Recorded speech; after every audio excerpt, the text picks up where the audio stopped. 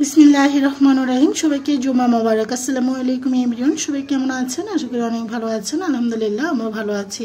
আজও আপনাদের মাঝে আরেকটি রেসিপি শেয়ার করার জন্য চলে এসেছি। বাই দ্য ওয়ে, আমি দিনাস কুকিং হোম থেকে সবাইকে অনেক স্বাগতম জানাচ্ছি।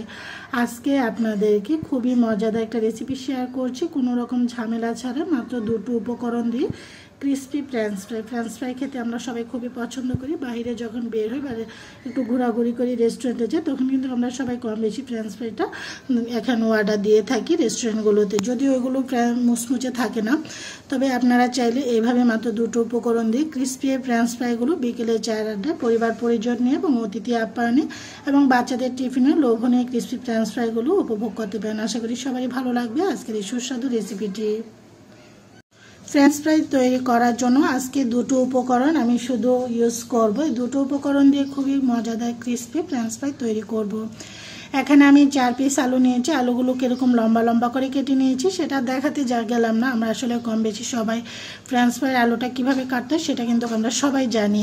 আমি এখানে 4 পিস নিয়েছি। আসলে আমার বাসার সবাই কিন্তু খুব পছন্দ করে ফ্রেঞ্চ ফ্রাইটা। আমার মনে হয় ফ্রেঞ্চ ফ্রাইটা অপছন্দ করে এমন লোক কমই আছে। বাইরে আমরা যখন যাই রেস্টুরেন্টে, তখন কিন্তু আমরা সবাই কিন্তু ফ্রেঞ্চ ফ্রাইটা খেতে অনেক পছন্দ করি। তার মাঝে যদি এরকম ক্রিস্পি ফ্রেঞ্চ ফ্রাই হয়, তাতে কিন্তু আরও বেশি জমে যায়। এই ফ্রেঞ্চ ফ্রাইটার মধ্যে আমি স্বাদ অনুযায়ী লবণ দিয়ে দিয়েছি। আমি একটু ক্রিস্পি করার জন্য ফ্রেঞ্চ ফ্রাইটাকে আমার বাসায় ভেষনের সাথে মিক্স করা চালের গুঁড়া ছিল, সেটা আমি দিয়ে দিয়েছি। প্রথমে 2 টেবিল চামচ দিয়ে এভাবে করে মিক্স করে নিয়েছি।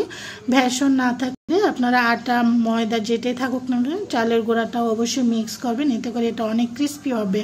এখন একটু পানি দিয়ে, এখন আমি বেশি পানি দিতে যাবেন না, একটু একটু করে পানি দিয়ে এভাবে আলতোভাবে আপনারা চালের গুঁড়া মিক্স করা ভেষনটাকে এভাবে লাগিয়ে নেবেন। তবে অতিরিক্ত দিবেন না, অবশ্যই যেন আলুটা যেন দেখা যায় ওভাবে দিতে হবে। অনেকে আছে আমরা যেরকম বেগুনি এবং আলুর চপ বানাই, বেগুনটাকে একদম ঢেকে ফেলি, ওরকম ব্যাটার ওরকম না, জাস্ট অল্প একটু দিয়ে আমি এখানে টোটাল 4 টেবিল চামচ মিক্স করা চালের গুঁড়া ভেষন ইউজ করেছি। আমি এটা মিক্স হয়ে গেছে। এখন ঢেকে 15 মিনিটের জন্য রেখে দিবে, যেন লবণটা একটু ভিতরে ঢুকে যায়।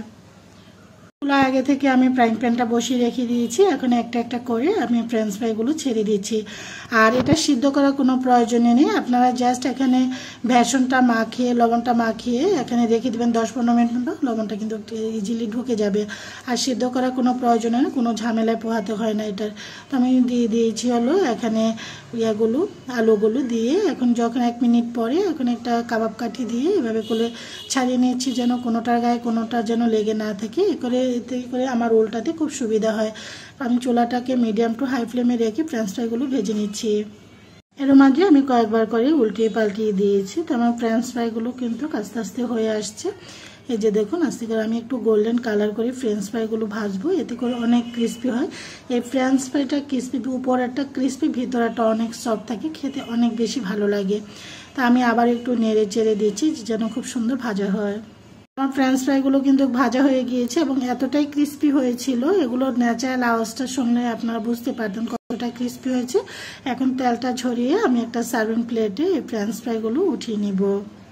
আরও কিছু ফ্রেঞ্চ ফ্রাই ছিল, সেগুলো একেবারে ভেজে আপনাদেরকে দেখিয়ে দিয়েছি। তবে একসাথে দিতে যাবেন না, একটা একটা করে এভাবে ছড়িয়ে ছিটিয়ে দিবেন, এতে করে কিন্তু কোনোটার গায়ে আর কোনোটা লাগবে না। আপনারা কিন্তু অল্প ফ্রাই করেও কিন্তু চাইলে আপনারা 1 সপ্তাহের মধ্যে নর্মাল ফ্রিজে রেখে দিতে পারেন, তারপর নামিয়ে বাচ্চাদের টিফিনে আরেকবার ফ্রাই করে তারপর দিতে পারেন। এতে করে আরও বেশি মুচমুচ হবে, খেতে ভালো লাগবে। আবার এগুলোকে উঠিয়ে তেলটা ছাড়িয়ে নিচ্ছি। ফ্রেঞ্চ ফ্রাইগুলো ভাজা হয়ে গিয়েছে। আমি এখানে একটা সার্ভিং প্লেট নিয়েছি। এখন আমি ফ্রেঞ্চ ফ্রাইগুলো সার্ভ করে নিয়েছি। মুচমুচে এই ফ্রেঞ্চ ফ্রাইগুলো বিকেলে চায়ের আড্ডায় বাচ্চাদের টিফিনে পরিবার পরিজন নিয়ে এবং অতিথি আপ্যায়ন উপভোগ করতে পারেন। আমি এখানে 2 রকমের সস দিচ্ছি, হোয়াইট সস এবং টমেটো সস। এগুলো আমার হাতে তৈরি করা, আশা করি সবারই ভালো লাগবে আজকের এই সুস্বাদু ক্রিস্পি ফ্রেঞ্চ ফ্রাইগুলো তো ভেজে নিয়েছি। এখন একটু ফ্রেঞ্চ ফ্রাইগুলো খেয়ে আপনাদেরকে দেখাচ্ছি। ফ্রেঞ্চ ফ্রাইগুলো অনেক মুচমুচে হয়েছে এবং এতটাই সুস্বাদু হয়েছে, খুব সুন্দর লবণটাও কিন্তু ঢুকেছে। এখন আমি খাচ্ছি হলো টমেটো সস দিয়ে। প্রথমে হোয়াইট সসটা দিয়ে খেয়েছি, এখন খাচ্ছি হলো টমেটো সস দিয়ে। আশা করি আপনারা এভাবে পরিবার পরিজন নিয়ে উপভোগ করবেন। সবাই ভালো থাকেন, সুস্থ থাকেন। আল্লাহ হাফিজ।